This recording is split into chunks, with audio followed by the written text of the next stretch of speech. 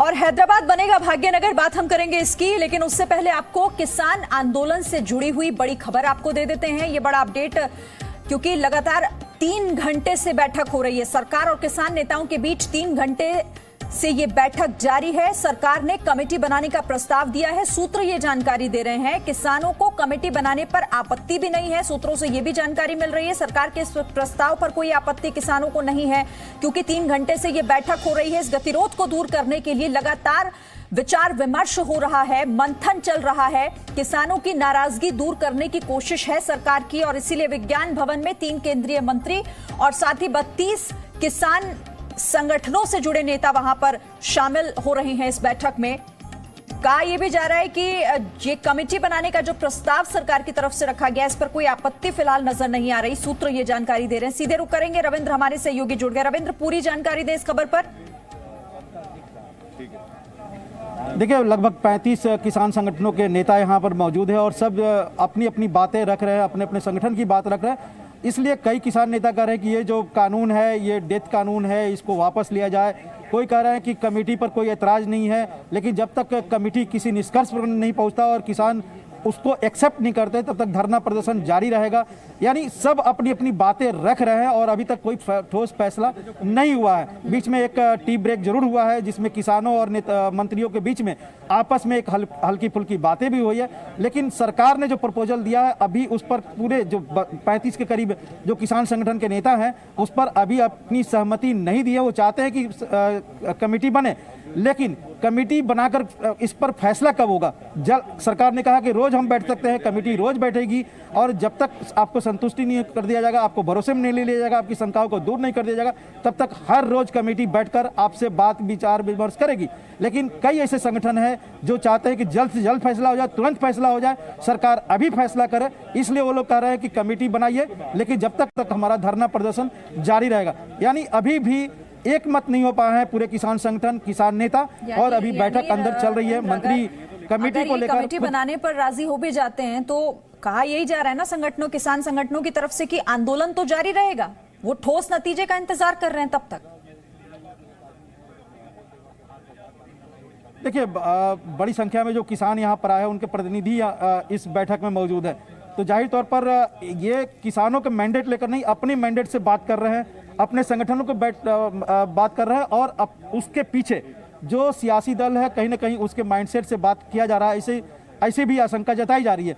इसलिए जो 35 अलग अलग संगठन है, वो एकमत नहीं हो पा रहे हैं कि कमेटी। कई लोग तो इसमें ये कहें कि कमेटी से हमको कोई फायदा नहीं है, कमेटियां केवल टालने के लिए होती है। तो कई किसान नेता इस तरह की भी बातें इस बैठक में किए हैं, लेकिन सरकार भरसक कोशिश कर रही है, वो मनाने की कोशिश कर रही है किसान नेताओं को कि आप एक कमेटी बनाया जा रहा है, आप लोग के संगठन जो 35 लोग आए हैं, कुछ लोग उसमें शामिल होइए, सरकार के मंत्री उसमें रहेंगे, अधिकारी रहेंगे, रोज बात। ठीक है रविंद्र, यानी कि गतिरोध अभी भी बना हुआ, हालांकि इसे दूर करने की कोशिश लगातार की जा रही है। सरकार की तरफ से एक प्रस्ताव है कमेटी बनाने का, उस पर अब विचार हो रहा है। शुक्रिया आपका रविंद्र, आगे आपसे बातचीत और करेंगे। फिलहाल आगे बढ़ते हैं, बात अब करते हैं देश के हाई प्रोफाइल नगर निगम चुनाव यानी कि हैदराबाद की।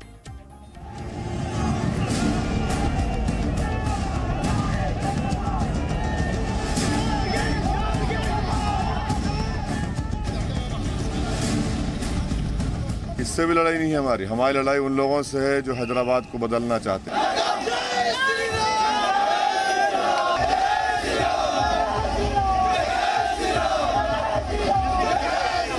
क्या हैदराबाद भाग्यनगर हो सकता है?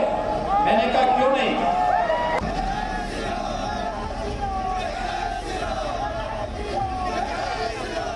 हैदराबाद को नवाब निजाम कल्चर से मुक्त होकर एक मिनी इंडिया बने, ऐसा शहर बनाने की दिशा में आगे बढ़े।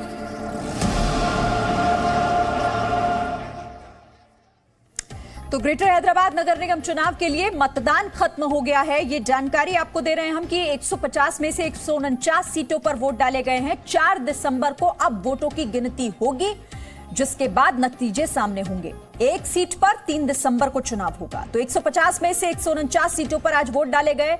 4 दिसंबर को अब वोटों की गिनती का इंतजार। एक सीट पर चुनाव नहीं हो पाया, वो एक दिन पहले, नतीजों से एक दिन पहले यानी कि 3 दिसंबर को उस सीट पर चुनाव कराया जाएगा।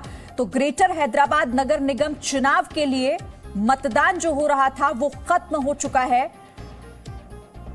लोगों ने अपने वोट का इस्तेमाल किया, अपने मताधिकार का इस्तेमाल किया, लेकिन एक सीट पर चुनाव नहीं हुआ। तो ये बड़ी खबर ग्रेटर हैदराबाद नगर निगम चुनाव से जुड़ी हुई, जिसमें सभी दलों ने इस बार अपनी पूरी ताकत झोंक दी और सिर्फ हैदराबाद नहीं बल्कि सारे देश की निगाहें इस बार इस पर टिकी हैं, क्योंकि सभी दलों ने इसे अपनी प्रतिष्ठा का इस बार सवाल बनाया है। और ऐसे में यहां पर जनता अपना फैसला वोट के माध्यम से तय कर चुकी है और अब नतीजों का ऐलान 4 तारीख को होना है।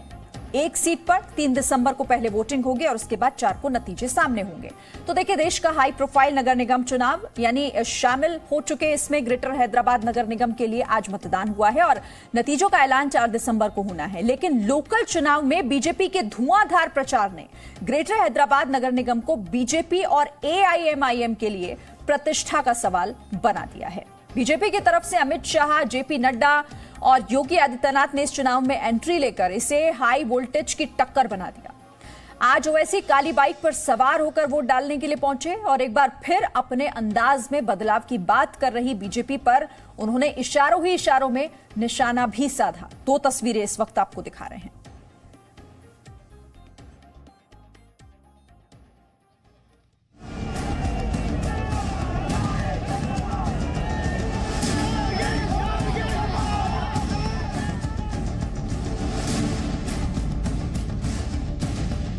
हैदराबाद के लोकल चुनाव में बीजेपी के बड़े नेताओं का धुआंधार प्रचार बदलाव ही तो था।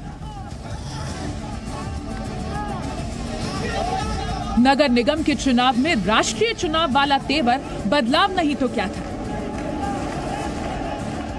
इसलिए इस बार पूरे देश को हैदराबाद नगर निगम के चुनाव ने अपनी ओर खींचा।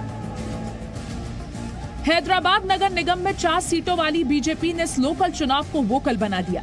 बीजेपी ने हैदराबाद के न सिर्फ लोकल मुद्दों पर TRS और ओवैसी की पार्टी की घेराबंदी की, बल्कि परिवारवाद पर भी हमला किया। यही वजह है कि आज ग्रेटर हैदराबाद नगर निगम के 150 वार्ड के लिए हुई वोटिंग में सबसे अहम मुद्दा बदलाव का ही है और इसी बदलाव के लिए आज हैदराबाद की जनता घरों से निकली और वोट डाला। वहीं AIMIM के चीफ असदुद्दीन ओवैसी भी सुबह खुद बाइक चलाकर वोट डालने पहुंचे। वोट डालने के बाद ओवैसी ने उसी बदलाव को रोकने की चुनौती दी जो उनके गढ़ में पहुंचकर बीजेपी पहले ही दे चुकी है। इससे भी लड़ाई नहीं है हमारी लड़ाई उन लोगों से है जो हैदराबाद को बदलना चाहते हैं। ओवैसी ने खुद ही उस मुद्दे को सबके सामने साफ कर दिया, जिसकी बात 28 नवंबर को उत्तर प्रदेश के मुख्यमंत्री योगी आदित्यनाथ ने की थी। क्या हैदराबाद भाग्यनगर हो सकता है? मैंने कहा क्यों नहीं। वहीं 29 नवंबर को गृह मंत्री अमित शाह ने भाग्य लक्ष्मी के दर्शन कर हैदराबाद के निजाम कल्चर पर हमला बोला और ओवैसी के गढ़ में पहुंचकर उनसे ही पूछा, बताओ तेलंगाना को कौन पाकिस्तान से मिलाना चाहता है? हैदराबाद को नवाब निजाम कल्चर से मुक्त होकर एक मिनी इंडिया बने ऐसा शहर बनाने की दिशा में आगे बढ़ेंगे। कुल मिलाकर ओवैसी हैदराबाद को पुराने ढर्रे पर ही संजोकर रखना चाहते हैं, लेकिन बीजेपी ने उनके गढ़ में इस बदलाव की लहर का बिगुल फूंककर उनकी राह में रुकावट डालने की कोशिश की है। ग्रेटर हैदराबाद का म्युनिसिपैलिटी चुनाव जो हफ्ते भर पहले तक लोकल था, उसे इस बार बीजेपी ने राष्ट्रीय चर्चा का विषय बना दिया। इसलिए इसके नतीजे जो भी हों, लेकिन इसका असर पूरे देश पर होगा। ब्यूरो रिपोर्ट, जी मीडिया। बीजेपी देश के किसी नगर निगम का चुनाव शायद ही इतनी ताकत के साथ उसने कभी लड़ा हो जितनी ताकत हैदराबाद नगर निगम के चुनाव में बीजेपी ने इस बार दिखाई। हैदराबाद नगर निगम के लिए 149 सीटों के लिए मतदान में TRS, AIMIM, कांग्रेस और बीजेपी के बीच मुकाबला। वोटिंग के दौरान कई जगहों पर पार्टी आपस में भिड़ी तो कई जगहों पर गड़बड़ी की खबरें भी सामने आई। ग्रेटर हैदराबाद नगर निगम की 150 सीटों के लिए हैदराबाद में आज वोटिंग हुई। सुबह 7 बजे से शाम 6 बजे तक वोटिंग हुई। कई नामी चेहरों ने भी इस दौरान अपना वोट डाला। वोटिंग की निगरानी के लिए करीब 4 लाख CCTV कैमरे लगाए गए थे। सुरक्षा के बावजूद कुकाटपल्ली इलाके में बीजेपी और TRS के कार्यकर्ताओं में झड़प हो गई। काफी देर तक दोनों पार्टी के कार्यकर्ताओं में बीच सड़क पर हंगामा होता रहा, जिसके बाद दोनों पक्षों को पुलिस ने समझा बुझाकर अलग कर दिया। शुरुआती दौर में ग्रेटर हैदराबाद नगर निगम में मतदान की रफ्तार बेहद सुस्त देखने को मिली। दोपहर 3 बजे तक 25% ही वोटिंग हुई थी। वहीं चुनाव के दौरान हैदराबाद के कई पोलिंग बूथ पर प्रशासनिक लापरवाही की खबरें सामने आई। वहीं जिन लोगों ने वोट डाला उन्होंने हैदराबाद में बदलाव की मांग की। पहली बार बैलेट पेपर इस्तेमाल किया गया बहुत सालों के बाद, तो क्या डिफरेंस लगा आपको?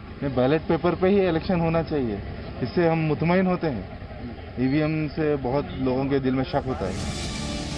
हैदराबाद म्यूनिसिपल चुनाव को बीजेपी राष्ट्रीय चुनाव की तरह लड़ रही है। 150 सीटों में मुख्य मुकाबला बीजेपी, चंद्रशेखर राव की पार्टी टीआरएस और असदुद्दीन ओवैसी की पार्टी एआईएमआईएम के बीच है। 4 सीटों वाली बीजेपी इस बार हैदराबाद के चार मीनार पर चढ़ाई के इरादे से उतरी है।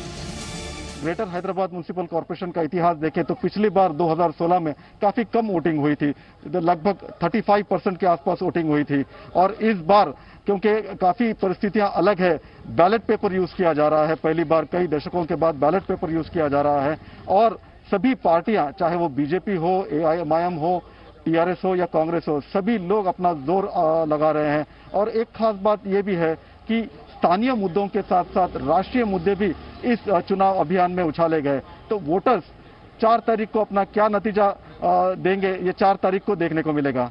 कैमरामैन रमना रेड्डी के साथ Prasad Bhosekar, Zee Media, Hyderabad. Presenting V News app available on Google Play and App Store. Download it now.